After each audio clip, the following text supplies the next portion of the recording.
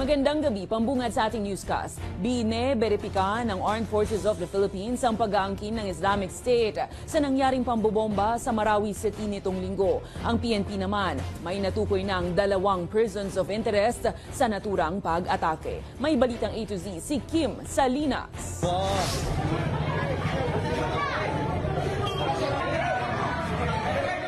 Kahindik-hindik ang nangyaring pambobomba sa kalagitnaan ng misa sa Mindanao State University sa Marawi City linggo ng umaga. Sa takot at alarma ng mga taong dumalo sa simbahan, nagpulasan ng mga ito na humantong sa stampede. Nasa 45 ang nasaktan sa pagsabog, 4 dito ang nasawi, 6 naman na nagpapagaling pa sa ospital. Particularly yung 39 po ay nakalabas na rin po ng hospital because minor lamang po yung kanilang mga injuries because nagkaroon nga po ng stampede, not because yung kanilang sugat po ay related po doon sa explosions. Yung 4 naman po na biktima po ay na-turn over na po yan sa funeral homes and their remains are being taken care of by their respective families po.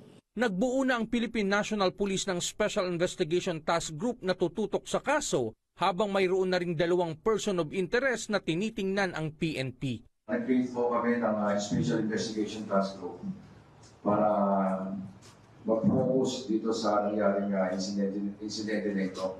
No? Pinangungunahan ito ng ating Regional Director ng WARN, si Police Brigadier General Alan Nobleza. Meron na po silang tinitignan na 2 persons of interest.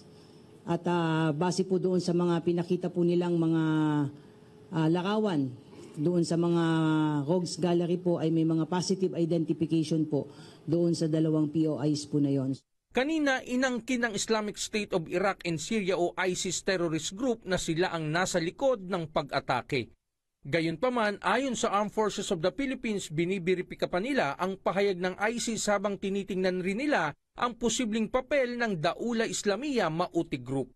Tinitingnan po namin yung anggulo na ito dahil nga dun sa mga sunod-sunod na operation natin against the terrorist groups in the whole area of Western Mindanao, dito sa Maguindanao, sa Lanao, and dito sa Basilan, maaring retaliatory attack.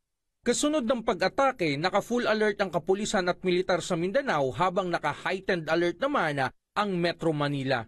We have alerted also our units, all of our units in Mindanao, as well as our other units just like with the Philippine National Police here in the Metro Manila area. We are continuously gathering intel operations so that we will be able to run after the perpetrators of this terroristic attack. Sa kabila nito, pinawi naman ni Defense Secretary Gibo Teodoro ang pangamba ng publiko ukol sa kaligtasan. Hindi po dapat kabahala ng ating mga kababayan dahil nasa amin po ang responsibilidad na pangalagaan ang kanilang kaligtasan sa mga ganitong insidente. Para sa Balitang A to Z, Kim Salinas.